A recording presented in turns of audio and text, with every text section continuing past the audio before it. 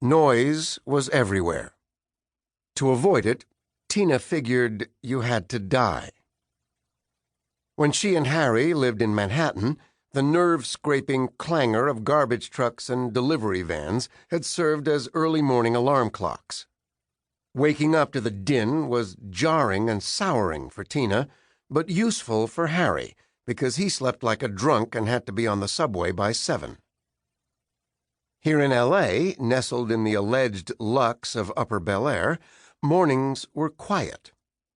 Until they weren't.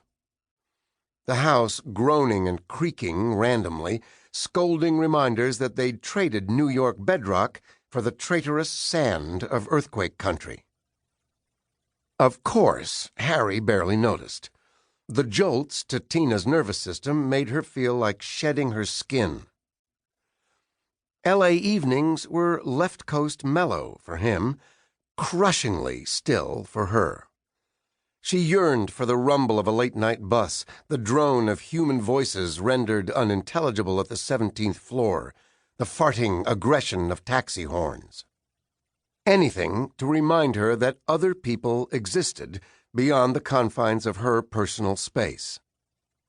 After 2 months of living on a ridge of soft dirt straddling L.A., the thick, almost slimy stillness was threatening to smother her.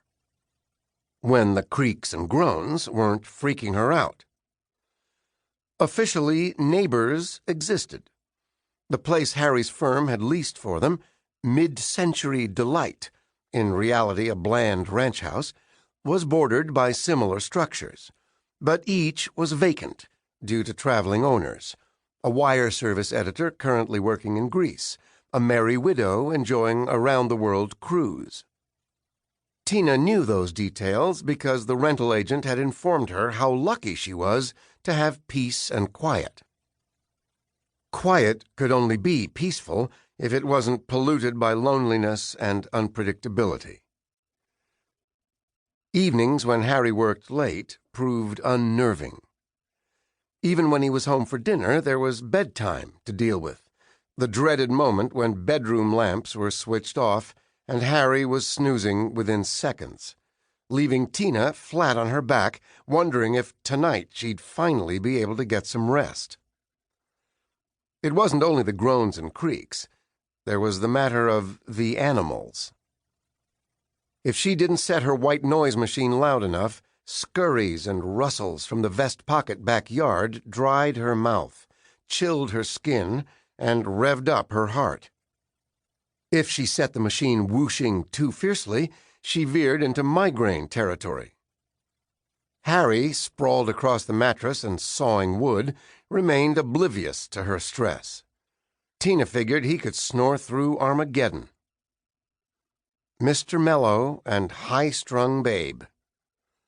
He called her that, good-naturedly, insisted her overactive nervous system made her hot in bed.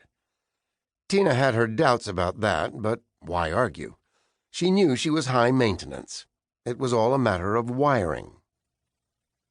More than once, startled awake by what had to be a wild beast or a serial killer out in the garden, she'd elbowed the poor guy awake and insisted he check. Drowsy but chuckling, he always complied, finding nothing. One night, especially weary, he said maybe she should try meditation, or medication. Tina's reaction to that wisdom disabused him of further advice. Then came that night, when even Harry's eyes widened as he heard the chittering. Parting the bedroom drapes, he watched, astonished, as a family of raccoons enjoyed the lap pool. Mommy, Daddy, and 3 babies, diving in gleefully, scampering out to shake off their fur, hurrying back for repeat plunges.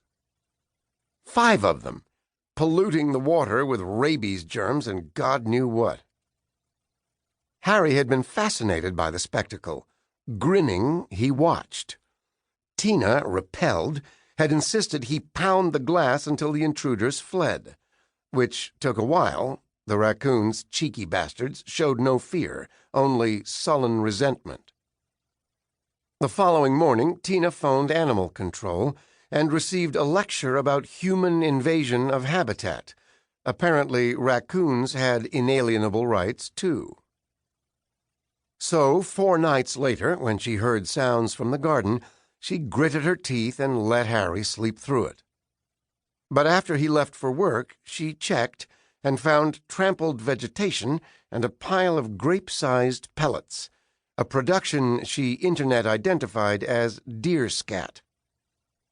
She supposed Bambi foraging out back wasn't terrible, but what if a mountain lion or a coyote had a yen for venison and came back to... OMG, who knew Bel Air meant Wild Kingdom? From that point on, Tina began using earplugs in addition to the white noise machine, and though they caused her to wake up with a sore jaw, she figured she'd finally happened upon an optimal solution. Wrong again.